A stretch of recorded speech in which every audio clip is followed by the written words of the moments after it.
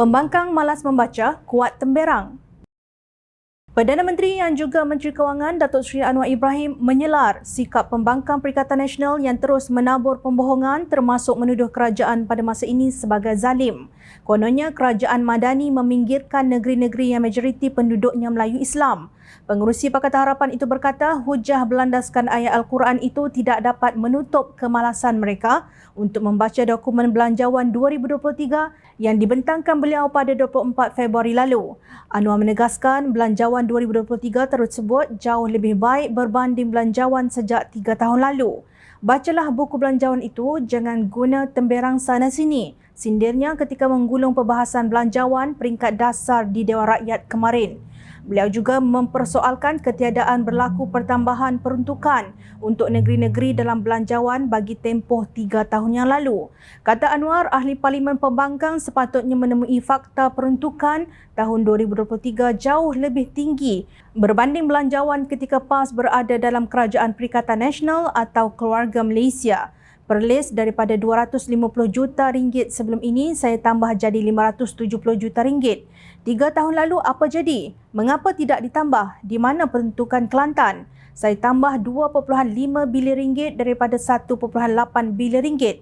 Tak perlu ucap terima kasih tetapi jangan hina dan cerca saya, sindir beliau. Anwar juga menemplak wakil rakyat pembangkang kerana dalam perbahasan acap kali membandingkan angka peruntukan yang diterima negeri Melayu dan Malaysia Timur. Bayangkan apa yang berlaku. 3 tahun mereka perintah bersama dalam kerajaan. 3 tahun Belanjawan banding atau ketimbang Belanjawan yang saya bentangkan. Jauh lebih baik tahun ini daripada tahun sebelumnya. Termasuk pada Kelantan, Terengganu, Perlis dan Kedah. Bidasnya. Menurut Anwar, pemberian dan bantuan kewangan kepada Kelantan ditambah menjadi 351.5 juta ringgit, selain Terengganu 411.1 juta ringgit dan Perlis 154 juta ringgit.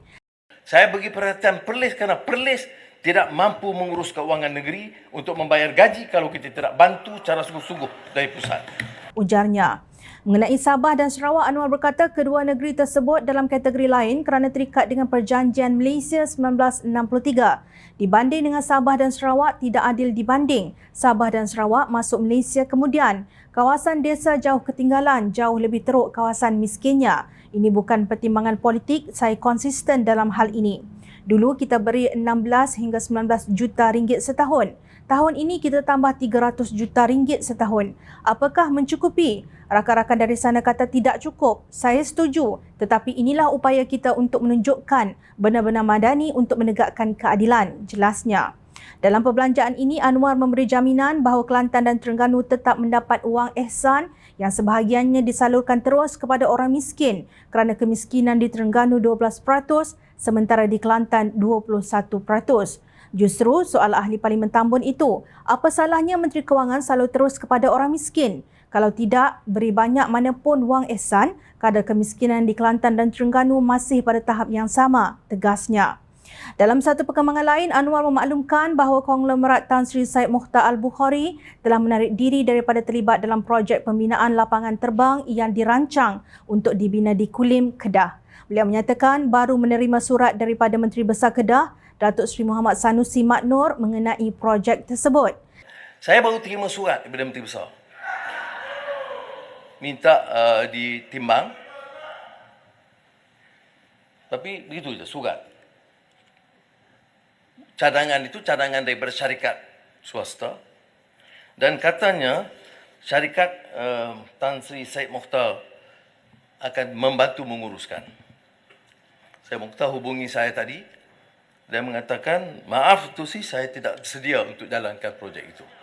Ini saya bercakap di Parlimen. Bila dapat maklumat itu, dia kata memang ada cadangan dan tidak mampu buat begitu kerana jumlahnya 7 bilion ringgit, kata Anwar. Dalam pada itu, Anwar mengesahkan kenyataan Menteri Pengangkutan Anthony Locke bahawa pihaknya belum menerima cadangan rasmi untuk projek tersebut.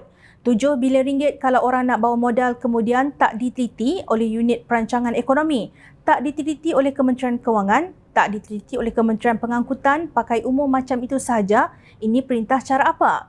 Tak ada dalam projek begitu. Mana-mana negeri bila ada usul mesti diputuskan secara bersama agensi pusat. Ini belum berlaku, tempelaknya. Kerana syarikat yang dibuat itu seperti yang disebut Menteri Pengangkutan, SCK Group yang dipilih sebagai rakan strategik pada Julai 2022 telah batalkan cadangan mereka. Tambahnya menjelaskan mengapa projek tersebut tidak ada dalam Belanjawan 2023. Beliau bagaimanapun berkata jika benar Kerajaan Negeri Kedah mahu meneruskan projek itu, pihak tersebut boleh mengemukakan cadangan untuk diteliti oleh Kementerian Kewangan. Malangnya ketika Anwar menggulung perbahasan, pemimpin tertinggi Perikatan Nasional tidak berada di Parlimen. Kecuali beberapa ahli Parlimen Pembangkang yang hadir, pemimpin mereka hanya berani berkokok nyaring tatkala Anwar tidak ada di Parlimen. Belanjawan 2023 berjumlah 388.1 bilion ringgit dengan 289.1 bilion ringgit untuk belanja mengurus, 99 bilion ringgit bagi belanja pembangunan dan 2 bilion ringgit untuk simpanan luar jangka itu lulus pada peringkat dasar. Syarikat yang dikatakan mahu membina lapangan terbang Kulim tarik diri. Muhammad Sanusi nak dapat dana dari mana?